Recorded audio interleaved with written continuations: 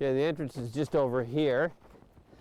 As you can see, it's a pretty good size, but it narrows down quickly, so the tight spot is down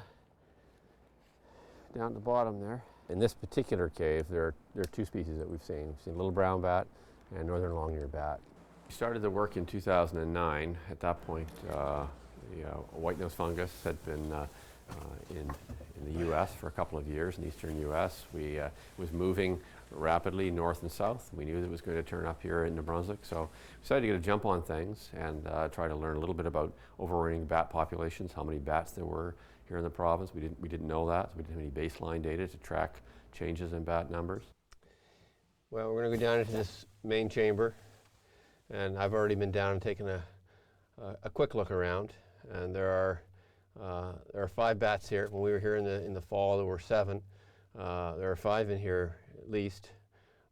Several of those are showing signs of white nose, but some of the others look like they're in pretty good shape. So with luck, maybe they'll get through the winter. Well, I'm happy that there's still bats here. We weren't sure if we'd find any bats. So finding 5 when we found 7 in the fall is doing pretty well, I think, at this point.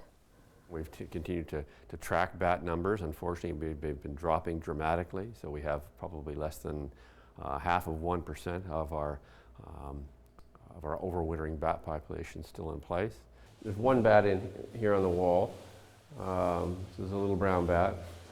It looks like it's in good shape. I don't see any signs of white-nose fungus on this bat. At this point, white nose is so widespread in these caves that the spores are all over the cave walls. So at this stage, we certainly are seeing white nose on isolated bats as well. The cave that we went into normally would have 200 250 bats pre-white nose. Since then, those numbers have continued to drop precipitously. So we found 5 bats in the cave, and this one over here has the heaviest infection of those 5. It's got a lot of visible fungal growth on the wings of the bat. A little bit on the ears as well, not so much as on the nose. So since he has such a heavy infection this early in the winter, it's only January, he's got months left to survive hibernation without eating. So he's probably not going to survive. This is considered one of the great wildlife tragedies of the last 100 years. The Wildlife Trust Fund has been supporting this project since its inception, since prior to the arrival of white nose here. It's been very important for us in helping us leverage funding from other sources.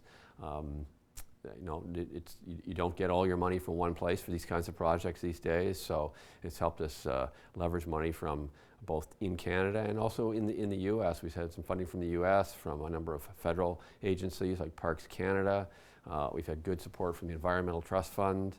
The National Speleological Society in the U.S. has provided us with funding, and really it would have been very difficult, I think, to have leveraged that funding without the support from the Nouveau-Brunswick Wildlife Trust Fund.